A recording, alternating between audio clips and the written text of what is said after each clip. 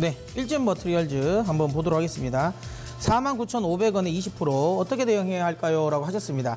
뭐 다들 아신 것처럼 저는 개인적으로 이제 2차 전지와 관련된 부분의 이야기를 좀 많이 드렸습니다. 그래서 좀 긍정적으로 봤다가 최근에 이제 일진 머티리얼즈 이제 급락이 나오면서 제가 이제 그러니까 2차 전지 전체 섹터에 대한 대응 전략을 이야기를 좀 자주 이야기 드렸는데요. 또 한 번 제가 말씀을 드리자면 일단 먼저 일진 머티리얼즈 자체만 놓고 일단 설명을 드릴게요. 자, 일진 머티리얼즈. 급락의 이유는 명확하죠. 그러니까 사업이 과열될 것이다라는 겁니다. 그래서 일단은 이게 말이 안 된다는 거고. 자, 첫 번째.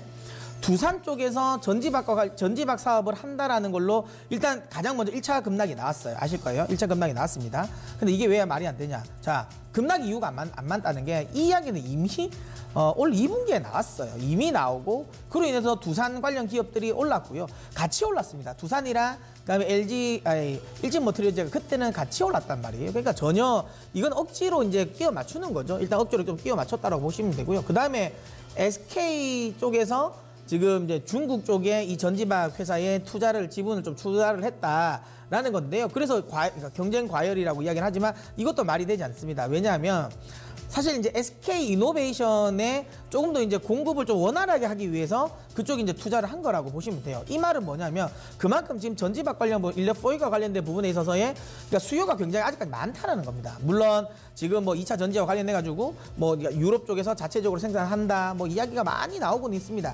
하지만 이와 관련된 부분 시간은 아직까지 엄청나게 더 많이 필요하다는 거고요. 또 하나 다시 한번 이야기 드리지만 어쨌든 그러니까 공급이 늘어나는 건 사실이지만 아직까지는 공급이 수요를 따라가지 못하는 형국이다라고 보시면 됩니다. 그래서 저는 2차 전지 전체적인 섹터의 흐름은 중기적인 관점에서 전혀 추세는 꺾이지 않았다라고 봅니다. 다만 단기적인 부분에 있어서의 추세는 확실하게 꺾인 건 사실입니다. 왜냐하면 일단은 지금 시장 자체는 뭐 일진 머티리얼즈를 비롯해서 포스코 캠텍이라든지 2차 전지 전체적인 종목들이 워낙 많이 올랐어요. 사실 엄청나게 많이 올라오다 보니까 거기서 사실 이제 매력도를 못 느끼는 거죠. 지금 구간은 그러니까 많이 오른 것보다는 아무래도 이제 바닥에 있는 종목에 대해서 낙폭과대 종목으로 좀 집중해서 올라가는 시장이다 보니까 지금 현재 트렌드에 맞지 않다는 거죠. 그래서 자금 유입은 좀 쉽게는 되지 않을 것 같습니다. 하지만 지금 정도 자리라면 이제 바닥을 조금 다져가는 구간, 그러니까 가격 조정이 추가적으로 더 급하게 나올 가능성은 좀 낮아 보이고요.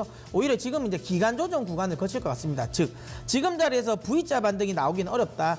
MLCC 관련 종목들을 보셔도 아시겠지만 일단 한번 센티가 흔들렸기 때문에 요거를 회복하는 데는 꽤 시간이 걸릴 것 같습니다. 특히 IT 전체적인 흐름 자체가 돌아서야 되기 때문에 조금 더 시간이 필요해 보인다. 하지만 지금 자리에서 저는 매도는 좀 의미 없다라고 보고요. 일단은 조금 더 홀딩 하셨으면 좋겠고요. 다만 매수가 가격까지는 바로 온다고 생각하지 마시고요. 한 45,000원 정도에서 한번 왔다가 또 꺾일 수도 있습니다. 그러니까 비중을 45,000원 정도 오면 절반 정도만 매도를 하시고요. 그리고 이제 나머지 10%는 계속 그냥 들고 가십시오. 계속 들고 가시고 그 다음에 이제 나중에 5만 원 돌파하면 그때 재매수. 만약에 그게 안 되면 절반 정도 매도하다가 다시 한번 4만 원을 재차 떨어지면 그때 재매수해서 좀 들고 간다는 생각으로 대응하셨으면 좋겠습니다.